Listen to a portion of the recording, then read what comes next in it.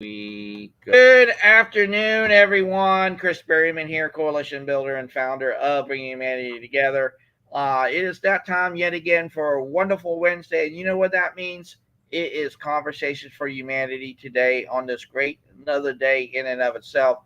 So I am just so humbled and honored to be here with you, all of you. And hello, Michelle. Glad to see you here as well. We'll get you into the conversation here in just a little bit. But I have our great special guest today, Tim Wass here, who is, of course, the honey badger in and of itself. So we wanted to hear from him today. So he set up his guest appearance spot many moons ago, and he's like, I got to show up today and do this. I was like, okay, we'll make that happen. So, Tim, how are you doing today on Wonderful Wednesday? Oh, it's a great day in the Ozarks. I'm living the life here in Mother Nature. I just got at the YMCA gym to work out, and I feel honored. I just shaved my beard for you, so I feel like Samson and Delilah. You've taken my strength, so I've got my wits about me. So just all this for my show, for our show. You go out and shave your beard. I mean, we're truly honored. That, I think, ladies and gentlemen, that is a first. Someone who actually say, just because of bringing humanity together, a conversation for humanity, I'm going to shave my beard today. That takes the cake. And I announced my election for senator. Just kidding. No. The joke is that politicians don't wear beards usually, except for Thomas Massey and Justin Amash. Everybody else are all clean shaven, except for Abe Lincoln. So I digress. My name is Tim Wass. I'm originally from Parsons, Kansas, which if you are keen on DC comics, that's Superman, Smallville, Kansas, the same area. Erie, basically the Clark Kent family farm is our area of Kansas. So that's our claim to fame other than the Wizard of Oz, Dorothy Gale, Kansas. We get that all the time. Just to kind of tell you, I grew up on the countryside. And as a kid, I was a nonverbal autism spectrum, Asperger's syndrome, like Elon Musk, who was the first person to host Saturday Night Live. Look up his monologue. He slayed it 3 years ago to come out with Asperger's autism. And I'm a board member of Aspie International, and he's the chairman of the board for that organization with actors like, if you remember from Ghostbusters, Dan Aykroyd, as well as Daryl Hannah, who was from Splash, Attack of the 50-Foot Woman, and other Hollywood movies, where we took our double-edged sword of being nonverbal and getting into our interests and going basically A to Z world book I memorized in kindergarten. So I used my faults and overcame them through adversity, and I'll talk about that more later on. And right now, the three things that I do is for the United States Space Force. I'm a volunteer civilian service Delta 13 leadership trainer through Maxwell Air Force Base in Montgomery, Alabama, is where they onboard them there. I do everything virtually from my Fortress of Solitude to continue the Superman Clark Kent theme on there from Smallville, Kansas. But other than Space Force, I'm with wearespacetech.com, which is Space Tech Economy. I put the link in there, and hopefully you will share it later after this video is broadcast for our audience members that can't make it live today. But anyways, yeah, wearespacetech.com. Thank you. That is through the United Kingdom. We want to train 1 million K through 12, kindergarten through 12th grade students on STEAM education, not STEM, but STEAM, where you have science, technology, engineering, arts, and mathematics. Wow, I got through the acronym without messing up. That's good. So nice, other than that, I'm a professor of public speaking, the scariest class in school for Crowder College. So my disability, I can't drive due to depth perception, so I walk everywhere. I feel like Socrates, basically, at the academy.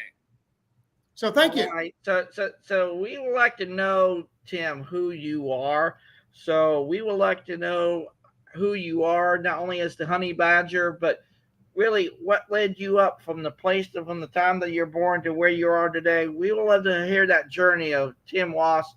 So please come share your story with us. Sounds like Joseph Campbell with the hero with 1,000 faces, the monomyth that inspired George Lucas to have Star Wars, which is your mythology movie making magic to tie to your life odyssey to overcome adversity. Because what I like to say is like my American Red Cross rare blood type. My personality, be positive.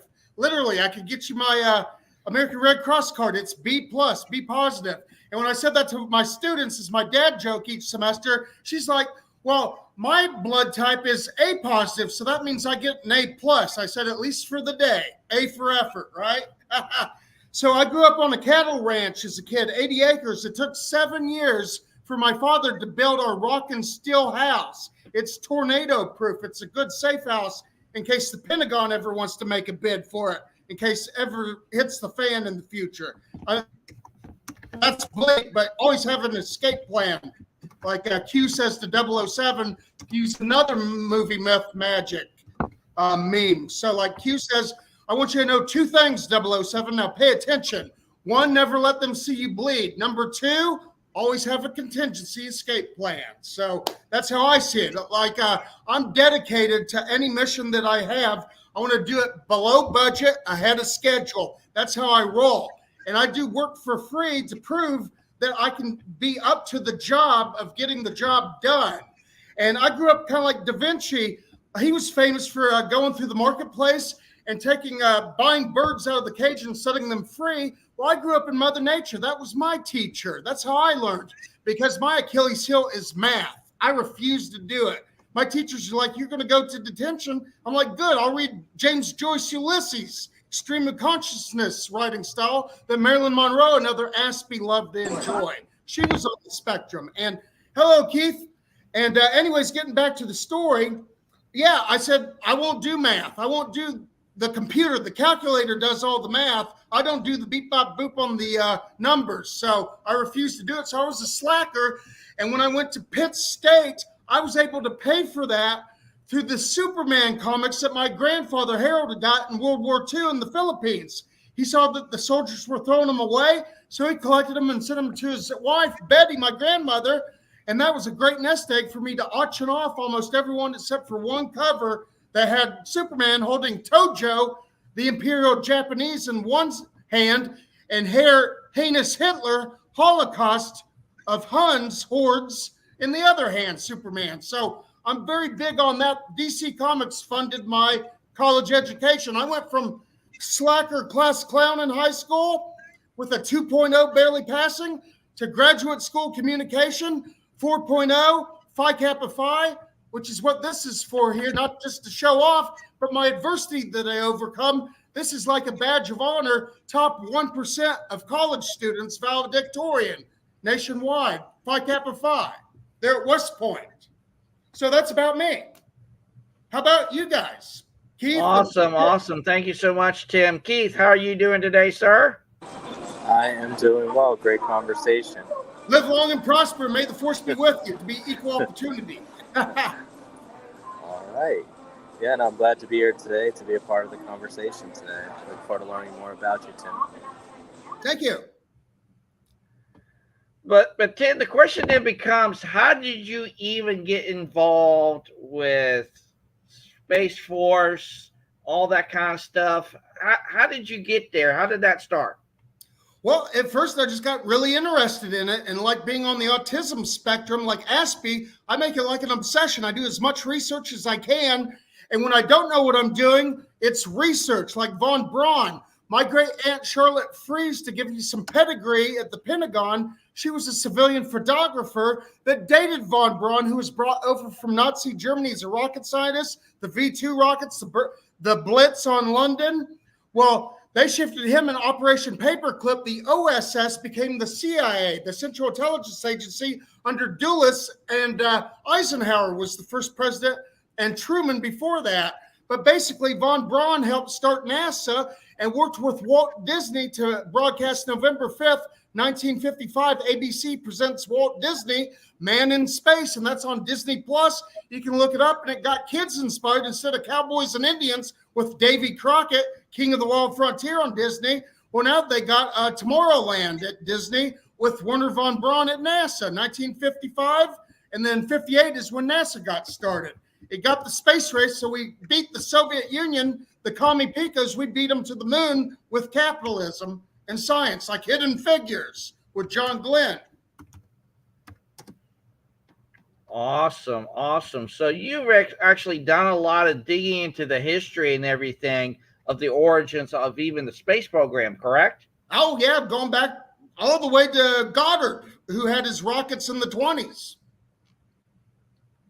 So, where do you see the trajectory of the space program where it currently resides and sits right now, especially now with the evolution of commercial space and everything like that? How do you see that being moving forward in the greater space of not only humanity, but the exploration of space? Well, there are two great African-American leaders in the Space Force that you need to know about, and I will name drop them, not to brag, but to brag on them, not me, just because I know them now. Because in April, I went out to Colorado Springs, NORAD HQ is where Peterson Space Force Base is. We have a private-public partnership through the Catalyst campus for the Space Symposium. We were there for that in April with different people in the aeronautical industry, aerospace. And I met Admiral Tracy Hines when I gave my presentation over space-based solar power, because I'm a subject matter expert along with NATO. And that's another story for joint military operations. Don't take my word for it. I got 125 top brass endorsements on that skill on LinkedIn, along with public speaking and leadership. So I say, my extraordinary claims need extraordinary evidence. I'm like, do your homework, check out my credentials, because I'm the real deal, because I make sure to earn everything. I grew up blue collar. My dad turned 79 years old today. Wish him a happy birthday, Tim Ross Sr. Honey Badger the elder, you could say, right?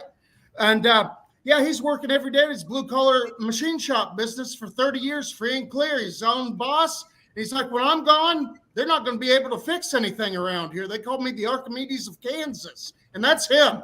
He is super sophisticated. Machine shop, I'm not mechanical on that. He's more like the Einstein. I'm more like the Patton, you could say. And one last thing on Space Force out there for Delta 13 is what we call it. There's over 25 deltas, and each one of those is a different component in the chain of command. And I know it's a bunch of hierarchy and acronyms. We love our acronyms for the military. But like I said, I'm volunteer civilian service. And they just said, you want to do volunteer work? We want as many people as we can get. Get on board. So it's like Audie Murphy, most decorated World War II soldier, too short, too lanky, too young. Guess what? He stowed away on a ship going over to Nazi Germany for Normandy D-Day. And the captain was, he's like, I'm not even mad. I'm impressed at your bravery, but are you sure you want to be on the front lines? He's like, I damn well want to be. And he saved an entire squad from damn Nazis in the Battle of the Bulge on top of a burning tank. He had the Medal of Honor, the Cross of Victoria from the UK, and the French Legion of Merit. Most decorated American soldier of World War II. He's a fellow Freemason, Masonic brother. And I'm also a Sigma Chi brother like John Wayne, who World War II, he was doing the films for the propaganda for Hollywood to win the war with words, which worked wonders in the marketplace of ideas. That's what makes America so great, is we can bitch and fight with each other, but we do it with Socratic debate and equal respect of time for everybody to have their say, and let the majority rule in our meritocracy, democracy, marketplace of ideas, constitutional republic. So I think that covers all bases. And studentsforliberty.org, that's the organization, nonpartisan, nonprofit, pro-peace, pro-prosperity, to unleash freedom across the world. And we've got 6 of our alumni for Students for Liberty. 6 of them are listed by Forbes magazine 30 under 30, elite, biggest, best business people, 30 under 30. We got 6 of our alumni on that, and 188 nations. And one last thing, when I was added to the board of directors for ASPE International for Autism Spectrum Savants, we are very blessed to be neurodiversity is being included in the workplace finally. It's a protected class due to discrimination.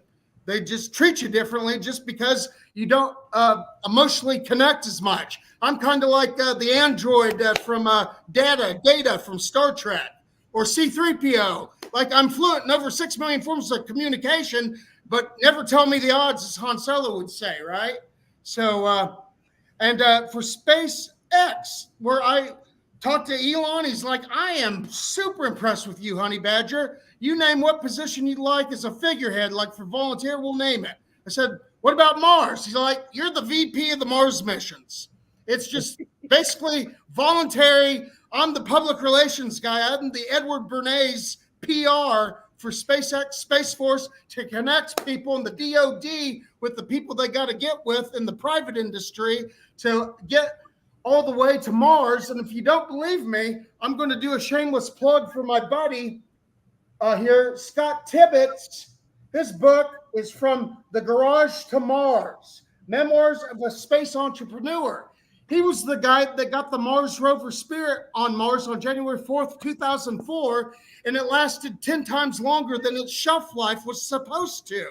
Out of his private garage, that's how NASA gets their work. They outsource as much as they can to get the best experts to make it happen. Kind of like that movie with Clint Eastwood, Space Cowboys. They get the old crew that knows how to run the machines.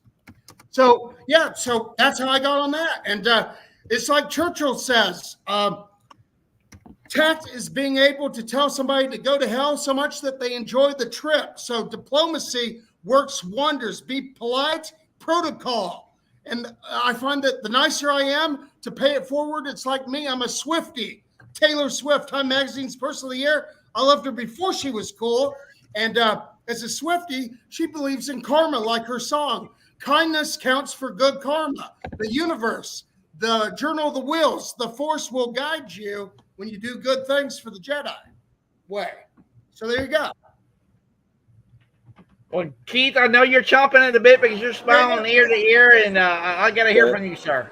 It's Tim. Your energy is Carl Sagan, Ronald Reagan, great communicators. Look them up. Communication. No, I love it. Your energy is infectious, man. This is really cool. I'm thankful to learn about you and to be this. I'm interested in actually looking at your profile and looking at all of your recommendations. And I love that you actually said that, though, because there's after like the pandemic, which I was mentioning on a call the other day, there were so many self-proclaimed subject matter experts in this world. All of a sudden, everyone's an expert at anything. They're an expert at picking up a cup or doing whatever it may be just so they can earn a dime. But, for people that are actually able to prove their value, it's one thing if you feel that you know what your value is. It's another thing when other people can see the value that you have based upon your actions. So I appreciate you sharing. And I also love the fact that you're talking about volunteerism, because I myself have come from being in the volunteer field and currently lead volunteers in my nonprofit organization. But prior to this, I was in a disaster response national nonprofit where I was running programs, and that it made me laugh a lot, like when you were talking about acronyms, because we had pages upon pages of acronyms so that everybody can understand. Yeah. So that everybody can understand how to read our incident action plans, so they can understand for first responders. Yeah. So what we're doing the next day, because I was dealing with disaster response. So when I was in charge of planning on major operations, from anything from Hurricane Harvey in Texas to Irma Maria in Virgin Islands and Puerto Rico, Kentucky tornadoes, California wildfires, I operated as the Assistant Director of Information and Planning, dealing with all the planning documents as well as damage assessment or anything having to do with evaluations to learn from the mistakes to learn the next after actions. After actions are extremely important, because it's not just about letting people have their voice. That's one part about it. The other part about it is actually improving from it and preparing for the next disaster that's going to occur. Because if you've been in one disaster, you've been in one disaster. It doesn't. Every single disaster is different. So it's always good to understand how to take a look at yourself. First of all, stop and recognize the whole entire operation.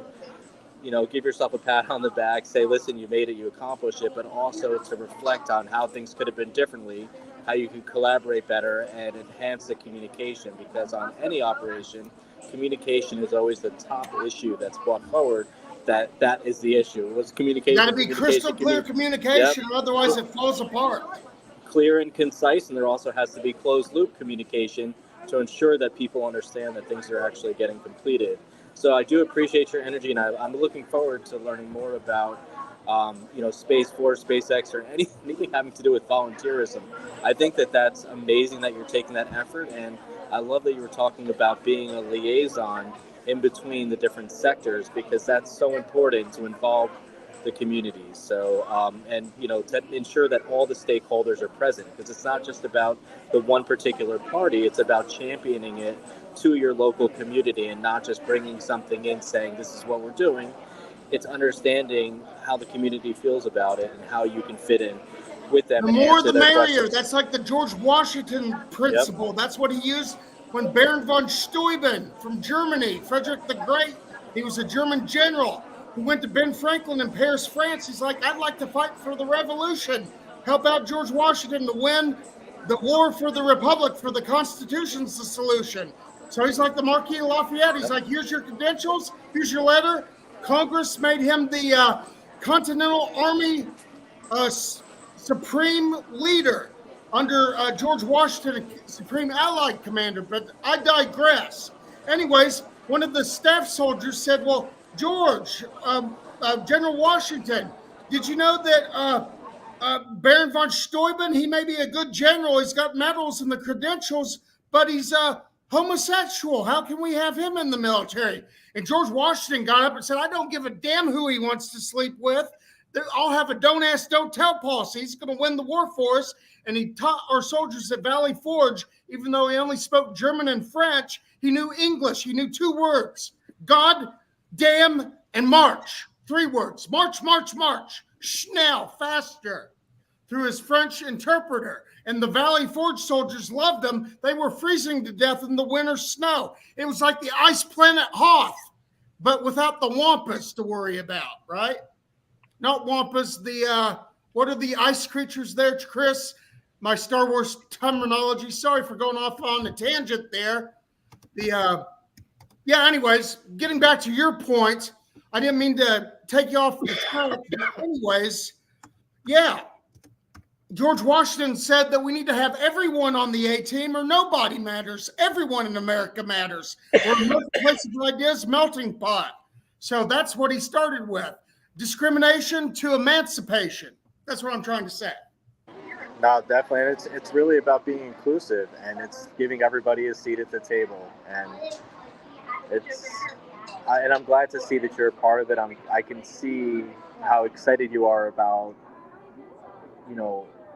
everything that you've been through, and being able to be a part of it and having that inclusion is really important. And I think that is going to be what is going to drive us towards our next stages in humanity.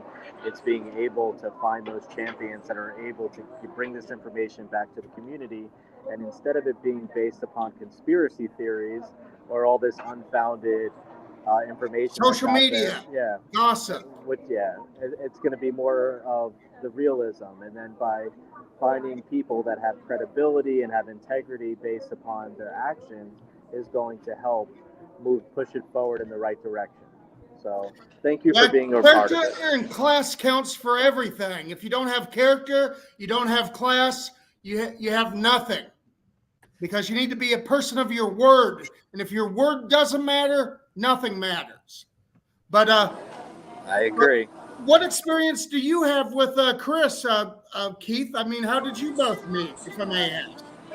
So I've known Chris for a long period of time. We've met in a similar group to Bringing Humanity Together years ago. So I've been around during the different stages of Bringing Humanity Together. And then this past year, as I was going to make the transition from my past role within the humanitarian disaster response sector, I let Chris know that I would like to see how we could actually bringing humanity together to the next level.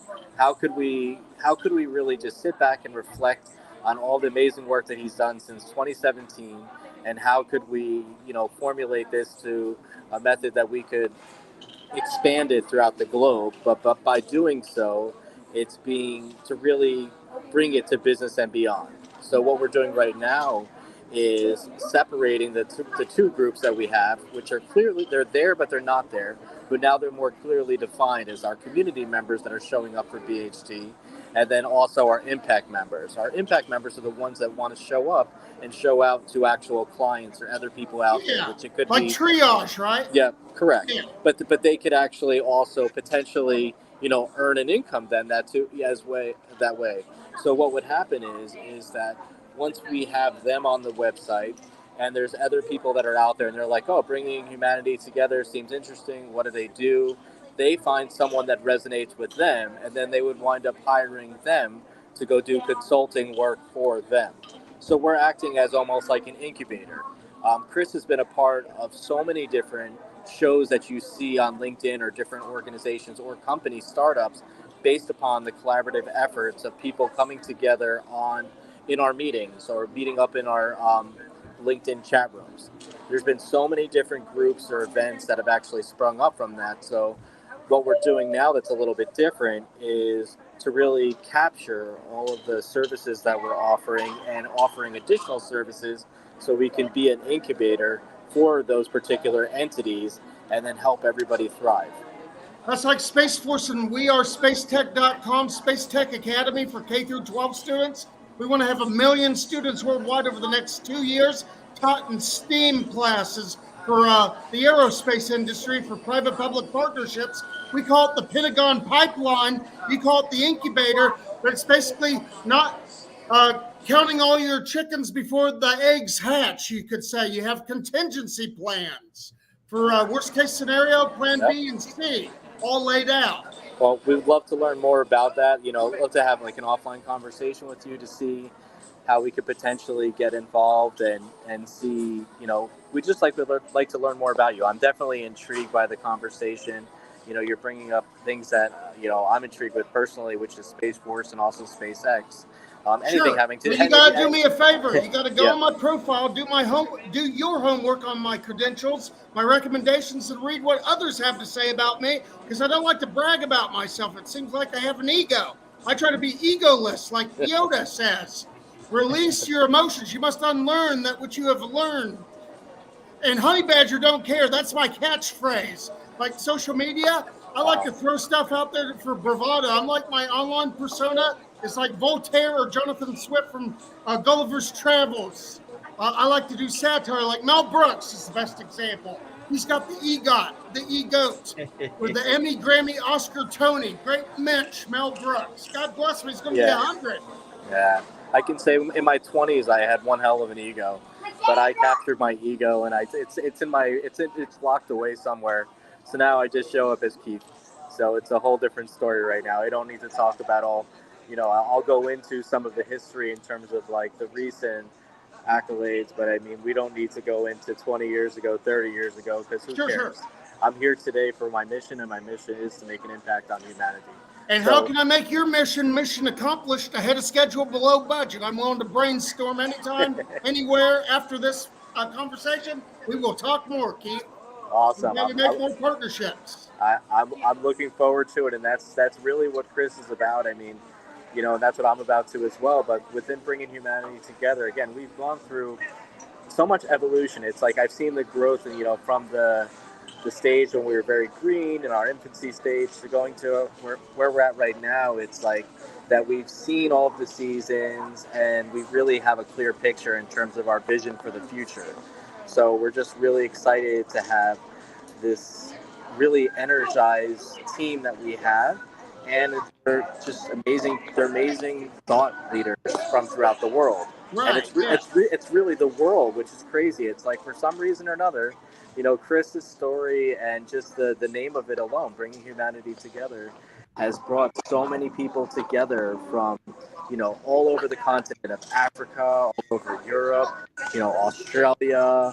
I mean, like we're seriously everywhere. I'm like, sometimes we're representing every single time zone in one call, and it's amazing to see the unity of people throughout the country coming together throughout the world. Because if we look into our social media, if we turn on the news, we feel that humanity has really taken a deep dive and it's forgotten. But it's good to see people actually come together for a common cause. That's making great. A difference. Studentsforliberty.org. We got 188 nations, college chapters. we can do a pipeline incubator for those college students to volunteer for your programs. That's what I will offer you for free pro bono. Sure. We're on it. Yeah, awesome. We'll definitely be in contact with you. Chris, thank you for inviting me today. And I see we do have Michelle on the call. Hi, Michelle. How are you doing today? Hi, Michelle. Hey, everybody. If we're honest, you don't do that, I'm fine. So today's been a rough start, but coming into this is what I need to become refreshing and to become what helps me remember why I started to begin with, and to feel the uplifting encouragement is just, it's truly beautiful, and it's greatly appreciated. That's awesome, and that we're glad to have you here. And that's real. And it's funny. It's like when you're in an office setting, especially like in the East Coast, it's like, how you doing? How are you? No one really cares about the answer after that. It's just something that you say. It's just like, hello, bye, see you later. They close the story, and people are never truly authentic, except for some of them. And then people are like, either you find the person that really wants to hear about it, or the person that's like, oh my God, let me run. But I think that authenticity is what really builds bridges. And right. Just by showing up and saying how you're truly doing, and then you may actually make that difference in somebody else where they're really going to pivot and think about how are they truly doing, and then you can form that, have that conversation together about, showing up for each other and not just showing up and just going through the motions. Right. Thank you so much for your authenticity. Yeah, that's why I'm blunt. I never use the teleprompter as a public speaking professors. It is the most fearful class that my students ever have to take in college. They hate it. Even top brass generals, admirals, they hate public speaking. I make sure that they know there's two things to do. Preparation, number one. Two, propranolol. Katy Perry uses it for stage fright. It's off the counter. It helps out for the butterflies, stage fright in front of the camera.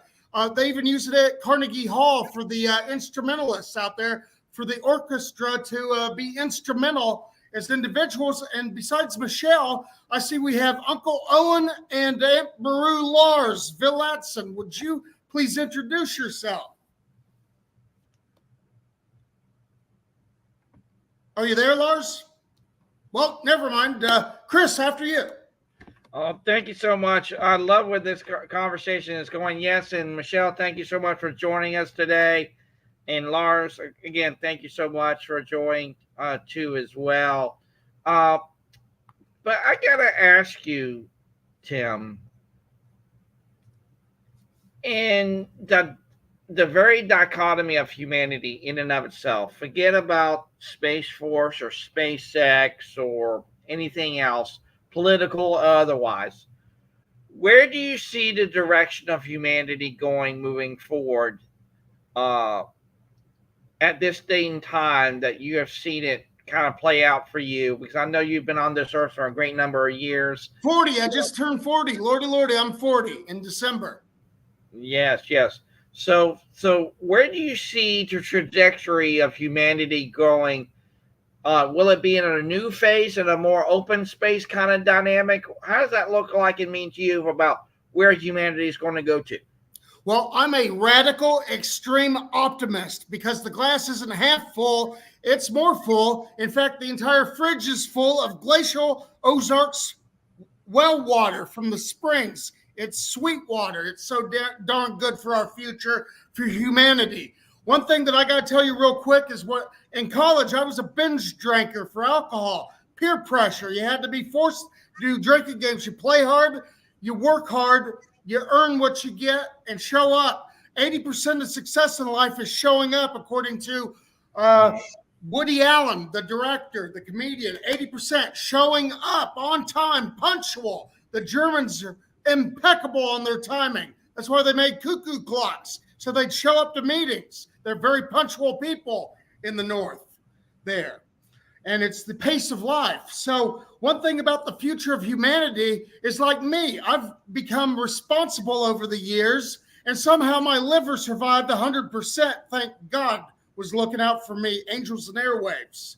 But anyways, I see exponential evolution. We have what's called the Kardashev scale. That sounds like science fiction, but is science fact. For estimating the energy consumption of a civilization that's spacefaring. So we're barely at type 0.76, according to Carl Sagan, the great communicator through NASA from Cosmos of PBS Public Broadcasting System that I watched as a kid to learn about the universe. Well, Carl Sagan said we're at a 0.76 of type 1.0, which means we get all the energy from Earth completely, geothermal, all that, solar, everything we can get. Well, type 2 would make what's a Dyson sphere, like the Star Trek Scotty episode that he showed up with James Doohan, D-Day hero and suicide female fan saver. He said it was the greatest thing he ever did in his life. I got to share that story with you, the video on that. That is a great interview. Look it up. Scotty saved suicidal fan, Star Trek. And MLK was a Trekkie, and so is Admiral Tracy Hines. So it ain't nerdy. It's fanboyism to learn metaphors, similes, and analogies to train the future. And I see ourselves being a type 5 in the far future. That's like the Q from continuum from Star Trek, like godlike gods and goddesses. You can still follow the Constitution's the solution. I follow what's called the Word of Wisdom in the Church of Jesus Christ of Latter-day Saints as a Mormon. Don't worry, we don't have polygamy. That was banned in 1885 when Doc Brown was in the Wild West, Back to the Future 3, 1990. If you can't tell, I'm a movie buff. But anyways, I digress. Getting back to the point, a Kardashev Scale 3 would be a Dyson sphere, which would be like an entire Epcot, like at Disney, like that big dome, that giant globe. Basically, that would get all the sun's energy from all 360 degrees all the way around for that energy, the entire solar system, and then galactic, and then multiverse, like getting science fiction out there. But billions of years, like I say, in the Church of Jesus Christ of Latter-day Saints, we believe that there are extraterrestrials and a federation in space, because why would God do overkill for so many trillions of planets when even NASA's chief, Keith or Kevin Nelson, senator from Florida, he says there's over 1 trillion habitable M-class planets like Star Wars and Star Trek. There's more than just us. Even Democritus said that to Alexander the Great, who wept when he heard that. And they're like, Alex, what are you crying for there, King? He's like, you told me there are countless worlds without number, yet I have yet begun to conquer even one. So there you go for perspective. Wow. This is the question. Exponential evolution, eternal progression. Like nanobots, like live long enough to live forever. I say always have a backup plan. You believe in God and heaven and hell? Well, that's good. We have a constitution for that solution. First Amendment rights. Believe what you want. Don't hurt people. Don't take their stuff. I say we have a philosophy that Jesus Christ taught, 2 great commandments. Love God, love people, and let the angels sort out the rest. Live long and prosper. May the force be with you. So there you go. Well, Tim, that was powerful. And thank you so much, Rancha, to invite Lars all the way from Greenland. Glad that you are on the broadcast today. We would love to have you on. I've just sent you the link for you to join the call. Rancha, we would love to have you there too as well. So, Lars, I know you're calling in all the way from Greenland, so I would love to hear from you. Me too. How's it like for you there in Greenland, number one, and how's that life there? And what really led you here today? I am just here for of interest. I'm invited from Ranchita from Norway. Oh, the tall Nordics. I love the Andorians. They're great. I'm sorry? I said I love the Nordics. They're great people there, the North. I want to see the Aurora Borealis someday. That's my bucket list. Okay. What would you like to ask me? Ask me anything. I'm an open book, Lars. You can anything. My English is not that good, but I will try to ask you maybe in another occasion. Okay? Sounds good. Willkommen. Thank you. Thank you. So tell us more about yourself, Lars. We would love to know who you are. I'm sorry? Tell us more about yourself. We would love to know who you are, Lars. Well, I am working for the government of Greenland. Yes. I know As, Trump was trying to buy Greenland at one point. The offer's still on the table. I'm watching this in my iPad, so maybe it should be better if I attend it in by my PC. And I Next appreciate time. your patience with me. I talk metaphors, memes, and analogies, so maybe the pop culture references go over some people's heads. So, what are your favorite films and movies, sir? Lars, what's your favorite top three? So we know about your metaphors. I don't hear you so quite well. Favorite movies? Oh, there are many. Top three. Mm, Or one, any of them. There's no wrong answer. no, it's Every out of answer my is- mind at this moment. Yeah.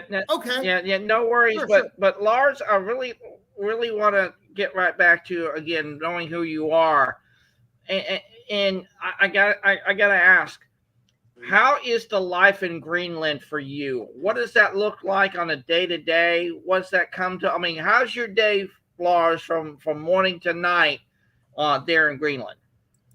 Well, life in Greenland is very similar to European way of life.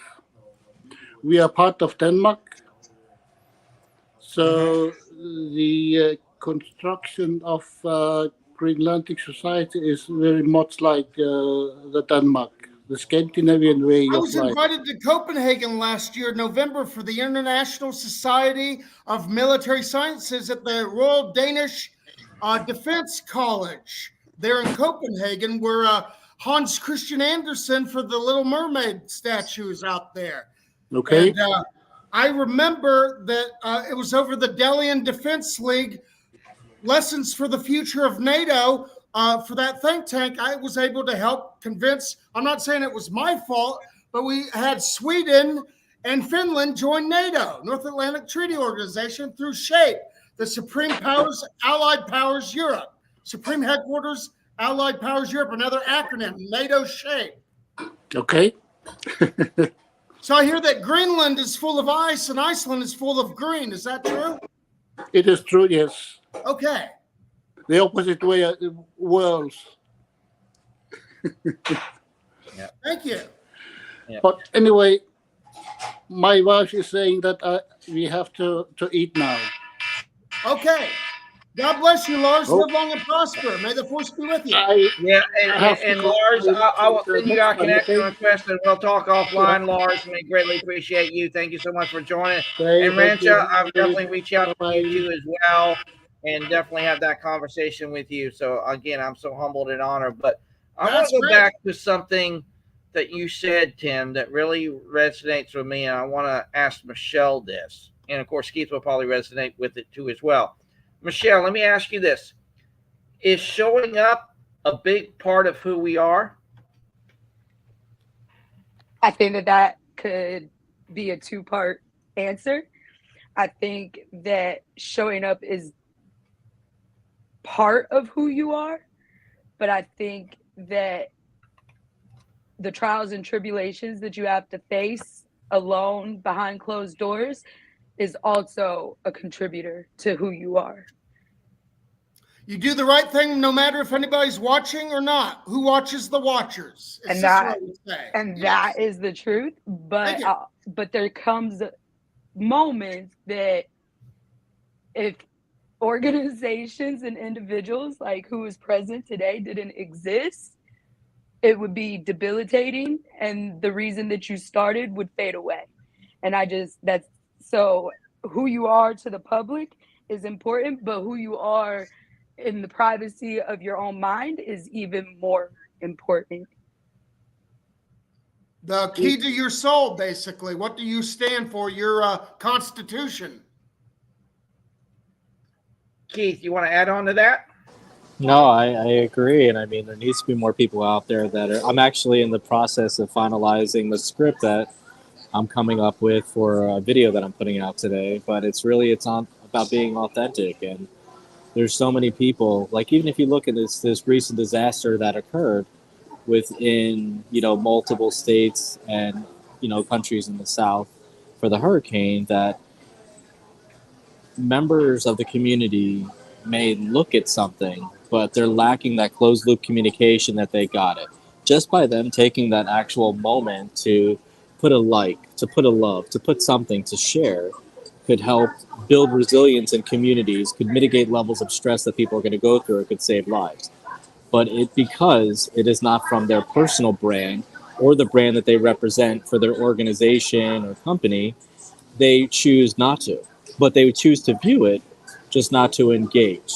Right. And that is kind of the issue that we have right now in the world, that we have so many people that have been suffering, so many issues that could have been solved so many years ago, but it hasn't, because people have been unable to get past themselves from the barriers that they've created based upon their own insecurities that they have. And of course, institutional credibility to keep character within the entire institution, to keep coherent. correct. I mean, and we need to get past that. We need to be able to look back into our childhood self, the person that was in elementary school or whatever grade that we feel that, our family or our loved ones, our friends, that they failed us. We need to go give ourselves a hug back then, move forward, and actually build upon that and see how we can make a difference for humanity, instead of just always being stuck back into that point of time where we felt that the world failed us. And it could have been something where your family members had passed away, your loved ones, your grown-ups had passed away, and your brain didn't move forward. You're still that child they were at 10 years old, 15 years old, whatever it was. But we need to move forward and collaborate. Break down the brand, show up as ourselves, and just move forward and really make that impact for humanity. I'd like to elaborate on that key point that you made there, Keith, talking about your people is where it matters. You got to make sure that its branding is what we're focused on, not just for the private side within the institution, but for the public eye to see what we stand for as well, to make it easy to learn, like the golden arches for McDonald's, to use the capitalistic approach, or World War II. Sir Winston Churchill, I wrote a book about him, a 13-page guidebook called How to Persuade People the Winston Churchill Way. It's on Amazon for 99 cents, or I'm going to offer it for free. Anybody that asks me on LinkedIn, boom, I'm going to post it on there. It's my top post is a digital copy. But basically, there were 2 wartime posters that the UK, United Kingdom, had there during World War II. And Churchill called out Hitler because he actually read Mein Kampf and said, this guy's a fucking madman. He wants to kill all Jews in Europe. He's blaming everybody, the good people, God's chosen people. Well, I digress. There were 2 posters. One was V for victory, like that, like ... dash, which is Morse code for V, like Beethoven's Fifth Symphony, ... And that's D-Day. Whenever the aircraft flew over and went ... dash, flashing that, you knew the French underground, the resistance, they knew the cavalry was coming on D-Day, Normandy, with June 4th, 1944, with Supreme Allied Commander Dwight D. Eisenhower, another Kansas boy, I like Ike, 2-term president. Well, the second poster was keep calm and carry on. Like, no matter what happens, compose yourself, keep calm and carry on every day. That's my motto. And I'm a Myers-Briggs ENTJ. Sometimes my bluntness comes off as ego, but I just say that it's like Patton or Henry Kissinger, the diplomat, stamina, energy. I'm like a dynamo. Energizer bunny, beep, bop, boop, right? So there you go. Sorry. I get it. And your energy, I have, if I was out there doing the facilitation itself, that's what I have. But I learned when you're playing the opposite role, when you're not the person that's the focus of the actual event, you need to sit back, you need to actively listen, and you need to take in and observe. Professionalism, you want to try to avoid any functioning alcoholics. I was one at one point, like Taylor Swift in her new Tortured Poets department talks about. Well, anyways, I abstain from the word of wisdom. No alcohol, tea, or coffee. I just have my Dr. Pepper 10, 2, and 4 3 times a day. Look it up, CNN, 104-year-old lady, Texas. She swears by it. Hey, So look, there you go. look at oh my God, why am I not? Why is my brain not working today? Never mind. Jedi mind trick. These aren't the It's droids you're looking for. It's gone. Oh, talking about my adversity, why I can't drive anymore. I had a depth perception disability. Can't see anything in a moving vehicle, how far or close everything is. They call it Alice in Wonderland syndrome. Look it up. Anyways, I had a head injury when I worked at the University of Kansas as an academic advisor. I beat out 88 other applicants on the interview. They only hired 3 out of 88 applicants, doctors, PhD. They couldn't articulate during the interview. I said, well, what do you know? The good cop, bad cop interviewer. He's like, well, what do you know about academic advising? I said, well, I read your rival college, Kansas State University in Manhattan, Kansas, the little apple, like New York City's the big apple. But I said, I read the clearinghouse, whatever I could. He's like, well, prove it. Tell me one article that stood out to you, sir. And I said, well, and it just popped in my mind like a prompting from the Holy Ghost. I said, one-to-one advising. It was the best article I read. Don't know who the author is, but it was great. He said, you know why it was great? Because I wrote that article. I want you hired. Everybody just laughed. And it was on my birthday. On December 11th of 2013, I got hired, and then I had my head injury November 5th. Remember, the 5th of November, 2014, fell down a set of stairs outside the library working late one night, headed to the Masonic Lodge meeting. It rained. It was slippery. I shouldn't have done it. I was out cold. They took me to Memorial Hospital, and then they took me to the state hospital, Osawatomie. I didn't know who I was. So the handlers, they looked in my pocket lint for innocent postcards or any evidence. They said, this guy works for KU. And I'm like, I'm a professor. I'm an academic advisor. They thought, no, you're not. Well, yes, I am. Call my family. And I said, look up anybody on there. They called my dad, my sister, and I was there for a month. I rehabbed physically, but my depth perception's out, so I can't drive. I walk everywhere.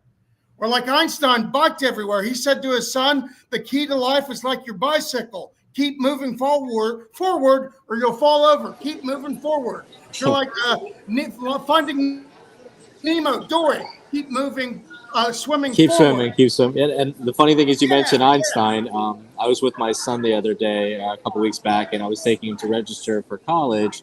And I made him do all like the regular corny different pictures. And then I was like, what's that place over there? He's like, oh, that's where they have all the students eat and stuff. I'm like, let's go in.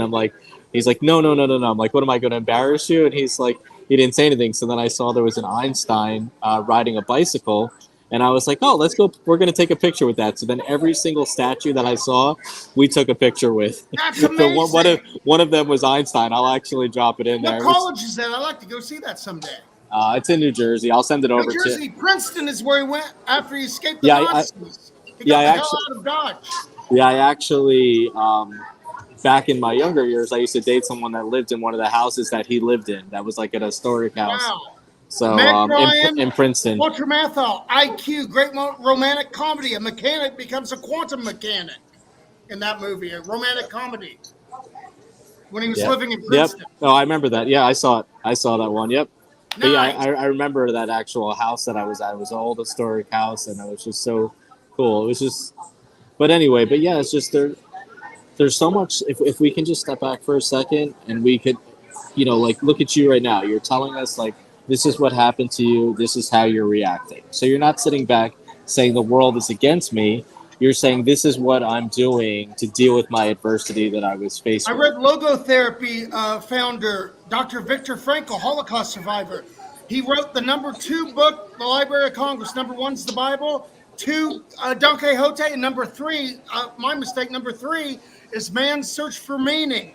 1945 publication about how he survived the Auschwitz Nazi death camp to find happiness in the most hopeless of places, like the physicist, Oxford University, Stephen Hawking, yes. He was bound to literature. Lou Gehrig's. He said, where there's light, there's hope, in the movie The Theory of Everything. They won Academy Awards. And that's important, not to give up. It's to focusing on the future, because if you're going to limit yourself, listen, there's barriers that people can create for us. They can say we have 2 more months to live, a year to live, whatever it may be. Yeah, honey badger don't But care. if we can actually think about what we want, if we can manifest that, if we can change some of the variables that exist within our life to help us live a happier and healthier life, then we can just outlast any type of barrier that they're setting Walt against. Disney, if you can dream it, you can do it. Yep. Yep. Well Like the said. impossible, I'm possible. It's in the name. Audrey Hepburn's quote. Yeah. I'm possible. Definitely a great conversation. So, Michelle, out of the conversation that you've heard today, what's one takeaway that you have? It's just I have to remember to understand that what I'm going through is personal, but it's also effective of the public. But I have to take my personal hurt and I have to set it to the side to keep focused on the reason that I started. And I just need to remember to keep feeding off of all of this positive energy and use it to uplift me rather than to just allow myself to keep feeling like I'm just getting buried 6 feet under. I got the solution for you, Michelle. Today, Katy Perry drops her new single song, Woman's World. So check that out. That's good pop culture like her Prism album. I'm not just a Swiftie. I love all pop culture. Cyndi Lauper, 1980s. That's my I'll definitely look it up. This is great energy. Thank you so much, Honey Badger. This is wow. So I mean, Chris. This should have been first thing in the morning, maybe 7 or 8 o'clock in the morning. It's a good way to start the day. I'm not on cocaine like Robin Williams. That's where he got his energy. My energy comes from Dr. Pepper. 23 flavors, established 1885. I love Dr. Pepper too as well. I think I grew up on it because my mom used to love Dr. Pepper. That was always in there, along with White Castle burgers. Yeah, Harold Kumar, right? Yep. Go to White Castle. Neil Patrick Harris, how he got his acting back. But MD. Sorry. But Keith, what's your takeaway in today's great and engaging conversation with Tim? I think it's really all about removing barriers. It's like following your passion. I think that's really what it comes to. It's because your passion, you found it. Where your passion is like what we spoke about in the past, Chris, is your passion aligning with your purpose. Yeah. And it's removing any of the barriers that are there. Even with the new barriers that have happened ever since your accident, you've still been able to get past that, still been able to do, to follow this through and to enrich your mind. So it's not like my you're blood type, be positive personality. That's not just a dad joke. I live by that motto. Be Mycroft, not Moriarty, and I'll leave you with this TED Talk. Amy Cuddy, Cuddy, Amy Cuddy. She did a TED Talk about how she overcame adversity at Harvard University. She graduated Ivy League after having a bad car accident, a traumatic brain injury, dropped her 2 deviations on her IQ. And she said her identity was being the smart girl in school. She had her identity ripped from her. She had to work hard to fake it till she made it, and she became it. And one of her students went through that. She's like, no, you're going to go make the best talk ever. You're going to win. You're going to graduate. I will make sure you do, because I took a chance on you when somebody took a chance on me. So there's always second chances out there. As Frank Abagnale, the FBI would say, catch me if you can, right? There you go. And as Chris would say, if you're going to show up, we're going to show out. So we're not just going to show up. If someone's going to provide us with the invitation, we're going to put our all in. We're not going to be mediocre with it. And we're going to make sure we move it to fruition. So momentum. That's the number one rule I learned from Patton. My Myers-Briggs personality type, ENTJ, the commander, the general. I'm an ENFJ. There we go. Nice. So. You're more discreet than us. Oh, of course I am. That's why I'm here. That's why I'm being silent, close to this calm. But thank you so much for being with us. And Chris, what's your takeaway as we get ready to close out the show for the day? Well, for me, Keith, is just going back to what Tim said just a little bit ago about just willing to show up. And showing up matters. Because if we're not willing to show up not only for ourselves, then how in the Sam Hill are we going to be able to show up for others? It's just that simple. Ladies and gentlemen, I kid you not. I know imposter syndrome is really real for a lot of us. Yep. In and of itself. but we can get past that when we ask this very simple question. And it may be hard for others, and that's okay. But when we really ask ourselves, who am I? That really could speak volumes to how you show up to the world, because once you realize what you have been given from a passion dynamic or purpose dynamic or even a calling or whatever that might be for each and every single one of you on this planet, it can really ring true for even a lot of others when you use your story as a gift of invitation. And when you just put that out there for what it is versus what it's not, it's going to be very powerful and very meaningful, because it might just hit on somebody to some degree. Then again, we talked about this on a call many days ago about a conversation that can call us to act and everything like that. And when you just allow that to be there, the next thing you know, you create a whole different dynamic in space because of it, not in spite of it. So that's one of kind of my big takeaways, Keith, in and of itself. And I just truly believe there's so many opportunities when we just allow them to occur. So, Keith, I'll let you take us home.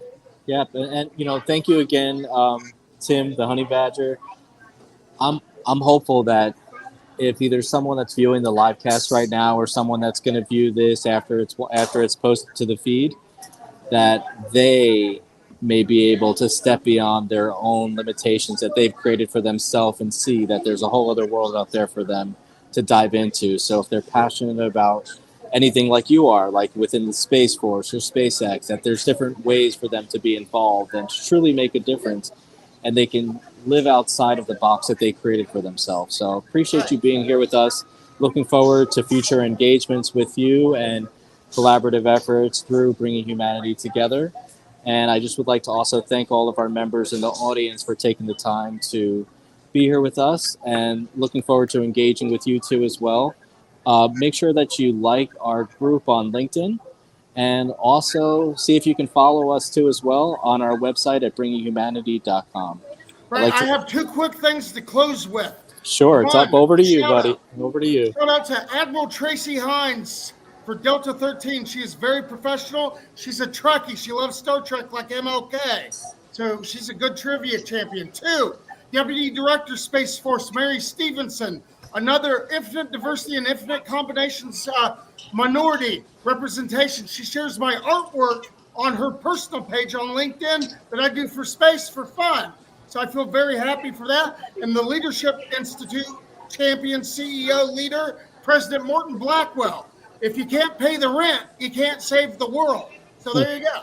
And one last thing that I'd like to touch upon. I really love that you're an advocate for neurodiversity, and you're letting people know too as well that any limitations that could have been set upon them within the workplace in the past, that they could free themselves, and they can understand that there is hope for them to really think outside of that box that the old HR may have placed them in, or leadership.